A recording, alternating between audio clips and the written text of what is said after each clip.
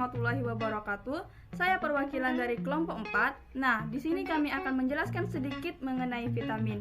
Pasti kalian sudah tidak asing lagi kan dengar kata-kata vitamin? Nah, sebelum masuk ke materinya, yuk sama-sama bantu kami untuk like dan share video ini sebanyak-banyaknya ke teman kalian. Baiklah, vitamin merupakan zat organik yang dibutuhkan oleh tubuh dalam jumlah yang sedikit, tetapi sangat penting untuk mempertahankan gizi normal dan harus disediakan dari makanan karena tubuh tidak dapat menyediakannya sendiri. Vitamin terbagi menjadi dua klasifikasi. Yang pertama ada vitamin larut lemak dan yang kedua ada vitamin larut air. Mau tahu apa saja yang termasuk vitamin larut lemak dan larut air? Yuk sama-sama kita dengarkan penjelasan lebih lanjut dari teman saya. Berdasarkan kelarutannya, terdapat dua klasifikasi vitamin. Yang pertama, vitamin larut lemak, dan yang kedua, vitamin larut air. Vitamin larut lemak, cara kerjanya, vitamin yang larut dalam lemak akan disimpan di dalam jaringan adipose dan di dalam hati. Kemudian akan dikeluarkan dan diedarkan pada saat yang dibutuhkan. Terdiri dari unsur karbon, hidrogen, dan oksigen. Yang termasuk vitamin larut lemak yaitu vitamin A, vitamin D, vitamin E, dan vitamin K. Vitamin A, fungsi utama vitamin A yaitu membantu penglihatan, membantu diferensiasi sel, membantu kesehatan kulit, membantu sistem imun, dan membantu pertumbuhan.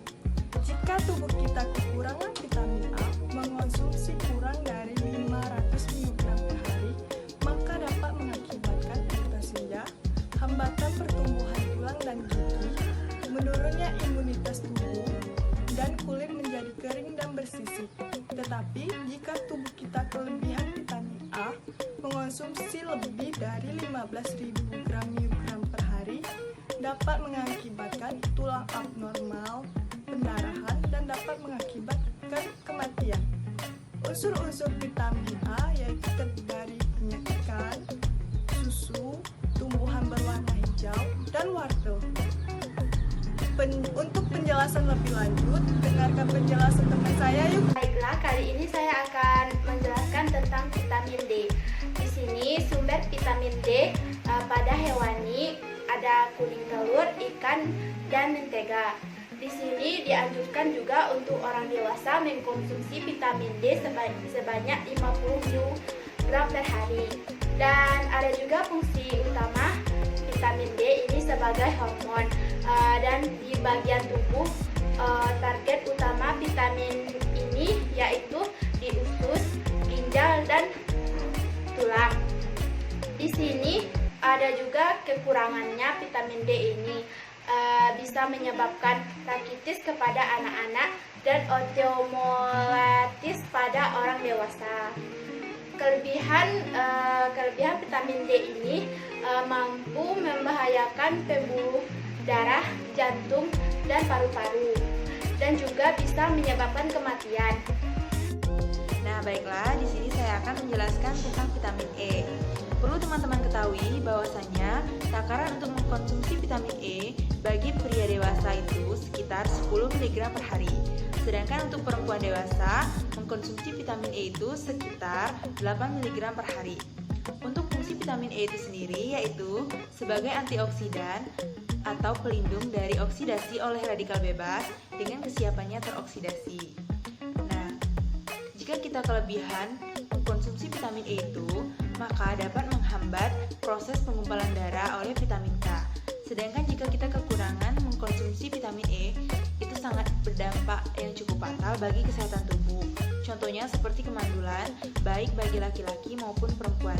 Sedangkan dampaknya untuk bayi yang baru lahir, itu dapat menyebabkan anemia. Dan masih ada lagi dampak yang cukup fatal jika kita kekurangan mengkonsumsi vitamin E, yaitu seperti kesulitan berjalan karena disebabkan nyeri pada otot betis.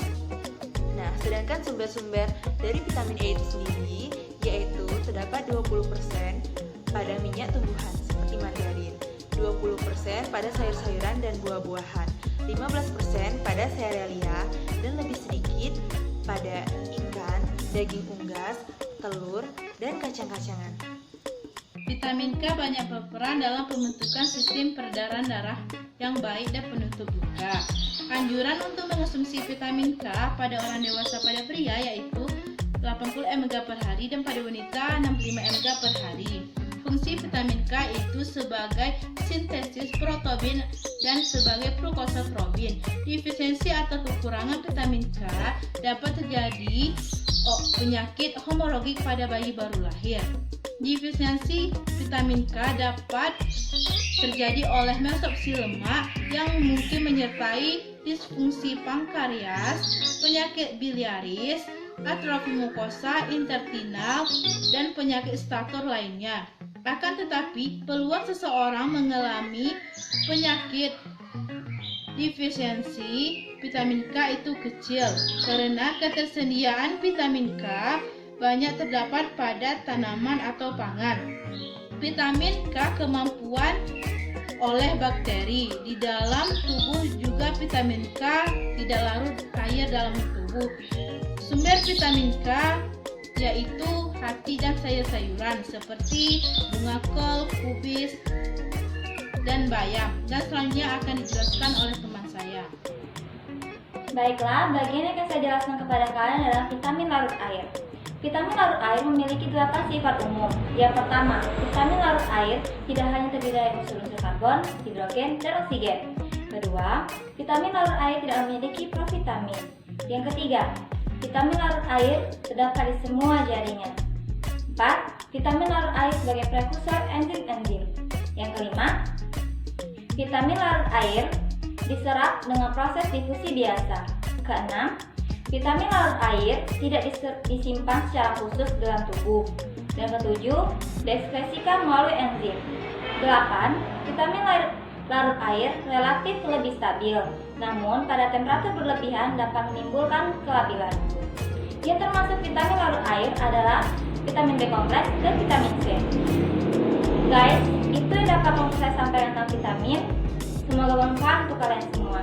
Jangan lupa like, subscribe, and share. Wassalamualaikum warahmatullahi wabarakatuh. Terima kasih.